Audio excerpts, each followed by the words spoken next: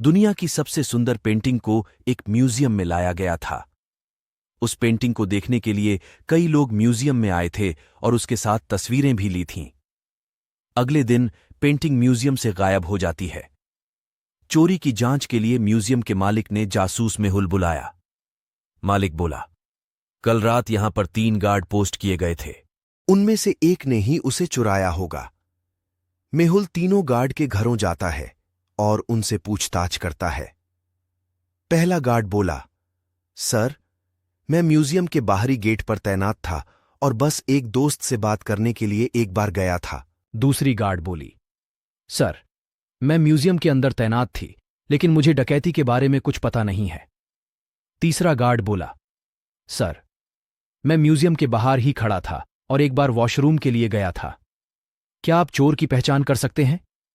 पहला गार्ड, दूसरी गार्ड या फिर तीसरा गार्ड अपना आंसर कमेंट में बताए।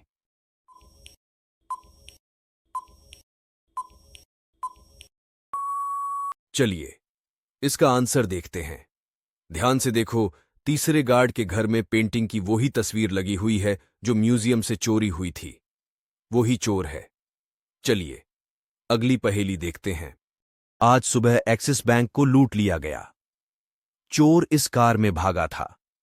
सीसीटीवी फुटेज में कार के नंबर कैद नहीं हुए, लेकिन मेहुल ने कार के मॉडल नंबर को ढूंढ लिया। मेहुल ने शहर में इसी तरह की कारों की तलाश की और उस शहर में 3 कार मिली। उन्होंने उन कारों के तीनों मालिकों को पुलिस स्टेशन में बुलाया और उनसे पूछताछ की। लिसा बोली, सर, मैं पिछले 3 दिनों से घर से बाहर नहीं गई हूं। मैंने अपनी कार को गैरेज में पार्क किया था। कैनन बोला, सर, मेरा पैर फ्रैक्चर हो गया है। मैं ड्राइव नहीं कर सकता हूं। मैंने बैंक को नहीं लूटा। जैकब बोला, सर, मेरा हाथ फ्रैक्चर हो गया है। मैंने बैंक को भी नहीं लूटा। इन तीनों के बयानों को सुनने के बाद क्या आप चोर की पहचान कर सकते हैं? लिसा, कैनन या फिर जैकब अपना आंसर कमेंट में बताए।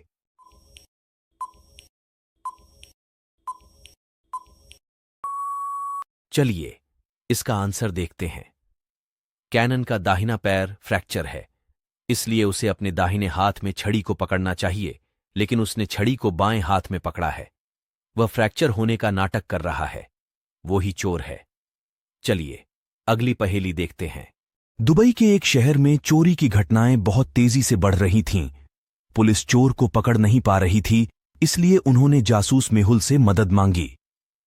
मेहुल ने अखबार में एक समाचार दिया कि जो कोई भी चोर के बारे में हमें जानकारी देगा, हम उसे 10 लाख रुपए का इनाम देंगे। दूसरे दिन एक व्यक्ति मेहुल से मिलने के लिए पुलिस स्टेशन आया। उन्होंने मेहुल से कहा कि मैंने कल एक अनजान व्यक्ति को 3 घरों को देखते हुए देखा और वो यह बोल रहा था कि किस घर को लूटना है। मेहुल तुरंत उस स्थान पर पहुंचा। क्या आप इन 3 घरों को देखकर यह अनुमान लगा सकते हैं कि चोर किस घर में चोरी करेगा? ए, बी या फिर सी? अपना आंसर कमेंट में बताएं।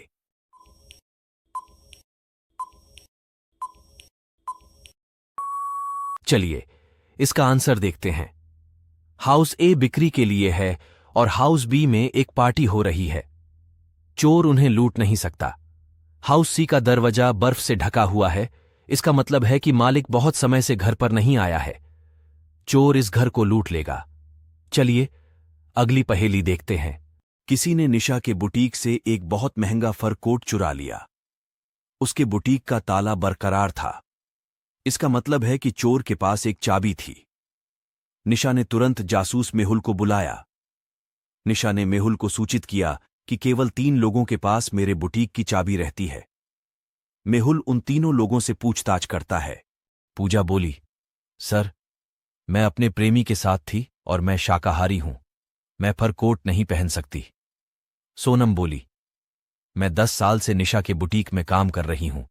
मैं यहां कभी चोरी नहीं करूंगी। रिया बोली, मैं शायद ही कभी बुटीक में जाती हूं। मुझे फर से एलर्जी है। क्या आप चोर की पहचान कर सकते हैं? पूजा, सोनम या फिर रिया? चोरी किसने की, अपना आंसर कमेंट में बताएं।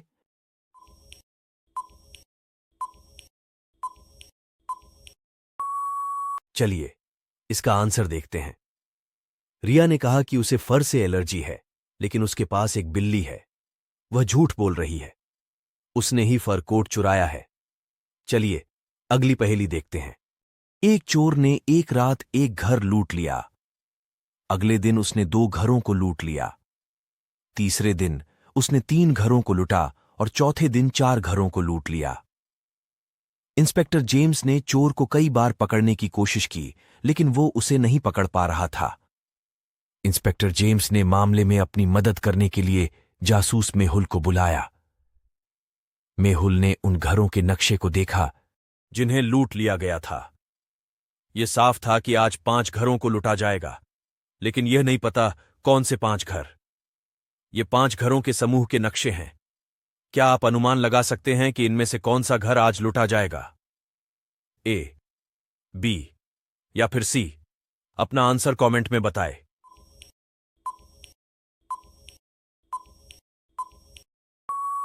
चलिए इसका आंसर देखते हैं।